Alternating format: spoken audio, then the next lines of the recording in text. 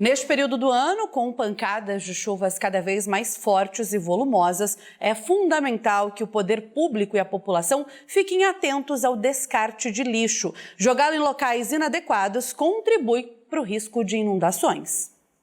No varal dessa casa em Taubaté estão fotos rasgadas, desbotadas pela água e pelo sol, que agora tenta salvar alguma coisa após uma enchente. Aqui, documentos e certidões tentam ser salvos com muito cuidado para não rasgar. A Amanda tomou um susto no início desse mês e agora se sente insegura toda vez que começa a chover. Aparentemente parecia uma chuva passageira, né? Uma chuva tranquila. Aí eu recebi uma ligação da minha mãe falando que o esgoto da casa dela estava voltando, se estava tudo bem em casa. Então eu vim da minha casa na rua de trás e vim ajudar minha mãe a puxar a água que estava voltando muito. Quando acalmou a chuva, eu ia embora. Só que quando eu cheguei na esquina, a água do córrego já estava vindo. Já estava alta, assim. Então eu voltei com a minha filha, deixei minha filha aqui e quando eu voltei já estava na metade da rua. Foi muito rápido. Então a primeira coisa que eu pensei foi correr e pegar meus cachorros que estavam na minha casa. Entrei, tentei salvar os cachorros, a minha irmã foi atrás de mim. Tudo que eu consegui pegar foi o documento e uma muda de roupa para minha filha e os meus cachorros. Mas infelizmente um ainda não sobreviveu, ele teve contato com a água, eu acho que ele bebeu e não sobreviveu. Quando a gente veio para cá foi muito rápido, a gente só conseguiu alertar minha mãe, pegar os documentos e sair. A água já estava entrando. Aí o pessoal da rua já todo mundo muito apavorado, muito com medo, a gente se refugiando na casa dos vizinhos que tinham casa mais alta para proteger as crianças. E, nossa, foi muito caótico. Aqui na casa da mãe da Amanda, tudo ainda está meio fora do lugar. Elas perderam alguns móveis, o piso da casa está cedendo e terá que ser refeito. Para se ter uma ideia, esse foi o nível que a água chegou aqui na casa delas. Agora elas vão ter que arrumar forças para reconstruir tudo novamente. Ao todo, 290 moradores de 120 casas no bairro Santa Teresa precisaram sair de casa às pressas por conta da inundação desse córrego. Nessas imagens cedidas pela Secretaria de Obras da cidade, é possível ver o trabalho das equipes e o momento que descobriram a causa. Lixo, mato e entulhos foram a receita completa para causar grandes transtornos. A gente vem recebendo um volume de água um pouco fora do normal. Em fevereiro já se sabe que tem uma quantidade de água todo ano, é normal essa quantidade de água. Porém, este ano está passando acima da média. Nós tivemos aí índices que chegou a 70 milímetros em 40 minutos. Essa é uma marca que a gente tem pouco conhecimento desse número. E isso provoca muito dano, porque é um volume muito grande, muito rápido, não dá tempo da terra absorver e toda essa água escorre. Normalmente escorre da parte alta para a parte baixa. E aí entra nos córregos e entra nas viadutos, pontes, aduelas, né, passagens. E essas águas, nesse volume, ela acarreta também de trazer para dentro desses córregos muita sujeira. E principalmente entulhos e, vamos dizer assim, sujeiras e até mesmo material que as pessoas deixam na borda dos córregos. Quando está no córrego, numa volume de água normal, pequeno, em época de seca, por exemplo, o pessoal não nota isso. Mas quando chega na época de chuva, aquele entulho que está na borda superior do córrego, com o volume de água naquele volume maior que o normal, ele puxa, a água puxa esse material para dentro do córrego. Como é muito rápido, 40 minutos, você tem um volume absurdo, esse volume de água puxa todo o material de uma vez só. E isso entope todas as nossas passagens de água, que é o caminho normal dos córregos. E ele não consegue passar. A gente fica sem saber o que fazer, porque a gente, como comerciante que trabalha em casa, a gente perdeu muita coisa. A minha mãe perdeu o freezer inteiro de salgado e agora a gente vai ter que fazer obra na casa por causa da chuva. Então a gente está tentando recomeçar, está catando os cavacos.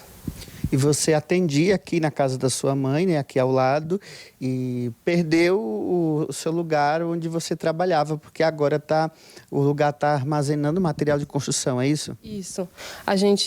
Eu atendi aqui no canto, num quarto que a minha irmã cedeu para mim. Era temporário, mas era o que eu tinha. E daí eu perdi alguns materiais, agora minha mãe também está precisando do local. Ela não tem guarda-roupa ainda, então ela está colocando as roupas lá para se organizar. Está tudo meio fora do lugar ainda. Então, sim, a gente está meio sem trabalhar. Minha mãe também não vai conseguir fazer os salgados agora por conta da obra. Não vai ter como voltar à vida normalmente como era. A gente pede encarecidamente à população que nos ajude, porque nós temos uma área muito grande da cidade. Nós somos uma quantidade pequena de servidores que trabalham nesse serviço. Então, nós sozinhos não conseguimos dar conta no prazo necessário. É importante que a população entenda que o quanto menos ela jogar ou não jogar nada, mais facilmente a água vai sair. O nosso pessoal consegue fazer o serviço na maioria dos lugares e consegue atender a população. Do modo que está hoje e que vem ocorrendo, fica muito difícil atender rapidamente todo mundo. Situação triste, né, Raiane? A gente acabou de ver, então, na reportagem, como o descarte irregular do lixo pode provocar inundações, entupimento de galerias e tantos outros transtornos. Por isso é tão importante o descarte correto do lixo. E vamos agora, então, até o Santuário Nacional conversar com o nosso repórter, Eduardo Góes, que conta pra gente como é feito esse trabalho por lá. Oi, Edu, boa tarde. Olá, uma boa tarde para vocês aí no estúdio, uma boa tarde para todos que nos acompanham agora no TJ Aparecida. O Santuário Nacional tem muitas frentes e muitas iniciativas voltadas para o meio ambiente e para a sustentabilidade. Então, eu gostaria de conversar agora com a Ana Luísa, que coordena toda essa área aqui no Santuário Nacional. Ana Luísa, primeiro uma boa tarde para você. A gente tem muitas novidades nesse primeiro bimestre do ano de 2026 aqui no Santuário, inclusive a parte da coleta seletiva de lixo aqui no santuário, também ela está se modificando para melhor, né? Sim, nós já efetuávamos a coleta seletiva, mas em 2025 a gente fez um trabalho de melhoramento de tudo isso, treinando os nossos colaboradores, colocando mais identificação de conscientização, melhorando os coletores para o descarte, né, a fim de que a gente obtenha uma melhor separação dos resíduos. Isso possa ser uma matéria-prima melhor para a futura usina de triagem e compostagem que está vindo aí. Agora, essa separação, para que aconteça direitinho, é fundamental que o romeiro devoto de Nossa Senhora, que frequenta aqui o Santuário Nacional, faça esse descarte de maneira correta, né? Você teria alguma palavra para as pessoas que costumam nos visitar para poder nos ajudar nesse sentido? Com certeza, essa é um trabalho, né, uma missão que todos podem e devem contribuir. Então, quem nos visita também gera o lixo, que a gente chama de resíduos, porque ele pode ser reaproveitado. Então, o devoto deve, ao adentrar o santuário e seus anexos, prestar atenção nos coletores, nos dizeres desses coletores, né? Ele vai ver coletores de lixo e lá vai estar escrito o que é reciclado, o que é orgânico, o que é não reciclado, e aí ele descarta. Caso haja alguma dúvida, ele pode até questionar para algum de nossos colaboradores que foram treinados, os nossos colaboradores da conservação, que vão estar nas proximidades, né, efetuando a limpeza. Eles têm bastante propriedade também para estar ajudando nesse descarte. Agora, todo esse lixo, esse resíduo que é gerado aqui no santuário, ele vai ser destinado à usina de triagem e compostagem, que está prestes a ser inaugurada aqui neste mês ainda, né? E como que vai funcionar lá?